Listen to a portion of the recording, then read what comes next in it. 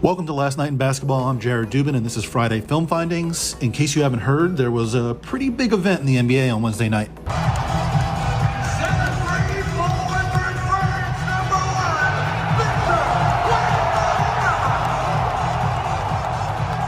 That's right, we're going through Victor Wembanyama's NBA debut, and things got started early, literally the first possession of the game type early. Gets a block from the weak side on Kyrie Irving, the kind of thing that you can do when you're 7'4" and make no sense. Creates a three for Devin Vassell going the other way, doesn't go in, but a really nice play by Wembanyama.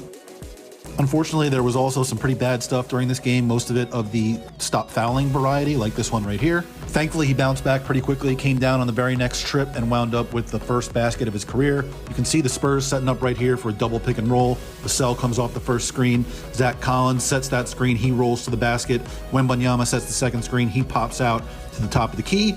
And Vassell hits him with the pass, and I mean, you can't really get a contest on a guy that's 7'4". That's going to go in for him every time. He's got a great jumper. You can see him lurking on the weak side right here on the Luka pick and roll. Digs down, forces a pass out, gets a contest on Derrick Jones, but once the offensive rebound comes out, you can see Derrick Jones still right there at the top of the key. So what does Wembanyama do? He starts swarming Luka Doncic, but look who's in the corner now. It's Tim Hardaway Jr., not Derrick Jones anymore. That's a much more threatening shooter, but Wembanyama still stays swarming Luka. Pretty good decision, actually. Devin Vassell doesn't make that rotation in time. Hardaway hits the three on the wing. A little bit of scramble mode on defense here. He digs down on that Hardaway drive, and Josh Green gets him to fly by on the contest, and that turns out to be a pretty easy jumper for Josh Green. Then the next trip down the floor, he makes up for it, gets a little dribble handoff from Trey Jones, and knocks down a three over his man in the corner. Unfortunately, this is where the foul trouble really starts. Just takes a bad angle on the fast break, picks up his second foul of the game. That's the end of his first quarter stint, and unfortunately what happens next is kind of worse for the Spurs, because when Wembanyama's not out there, Luka comes down and finds Derek Lively for a lob. That doesn't happen if Wemby is in the game. Second quarter doing stuff that honestly just doesn't make sense. I mean, look at the contest he gets on this Luka three, forces a miss. I mean, I don't know what to say. He's 7'4". This is a nice little play from him on offense right here that unfortunately is going to get called off because of an offensive foul on Jeremy Sohan, but draws the double in the post, kicks it out, gets the dribble handoff from Sohan, knocks down a three on the wing. Again, called off because of the offensive foul. Underrated impact he can have. This is a guy who, again, is 7'4" and can just run the break by himself.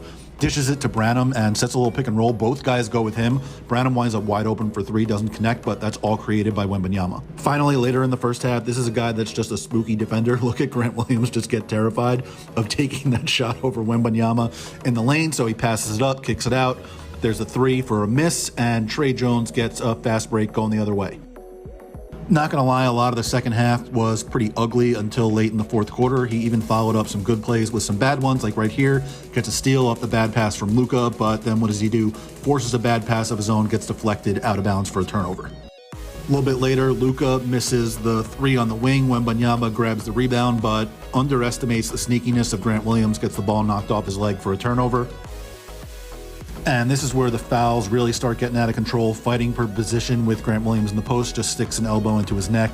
When you're 7'4" and you put your elbow up, it is going to hit a guy in the face. That's just what's going to happen.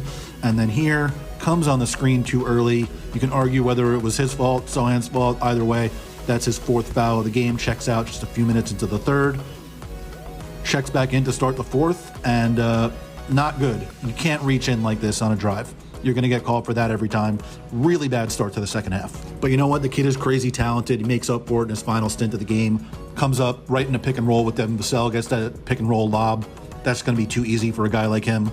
I want you to watch this closeout right here and just, feel really bad for Maxi Kleber. Look at where he is when Kleber catches the ball, and look at what happens when Kleber tries to shoot over him. I mean, the dude is terrified, and rightfully so. That's what happens. And look, Wembanyama beats everybody down the floor, gets a fast break dunk, and won probably his best play of the night. Speaking of guys who are scared to shoot over him, we're about to feel really bad for Tim Hardaway Jr. right here. Look where Wembanyama is, both feet in the paint.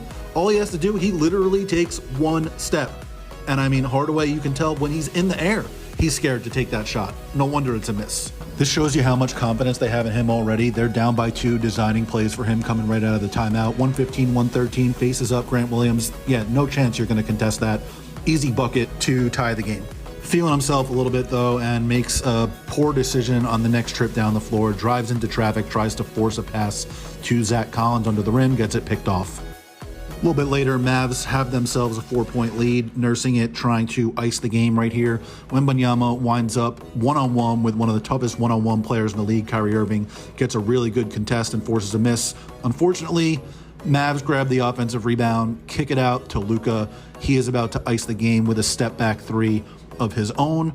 All in all, final 7 minutes and 12 seconds of the fourth quarter, Wembanyama, 4 of 5 from the field, 9 points, 1 rebound, had that 1 turnover, but Mavs win the game. All in all, solid debut, if not necessarily spectacular. Once again, this has been Last Night in Basketball. I'm Jared Dubin. Head on over to lastnightinbasketball.com to subscribe today.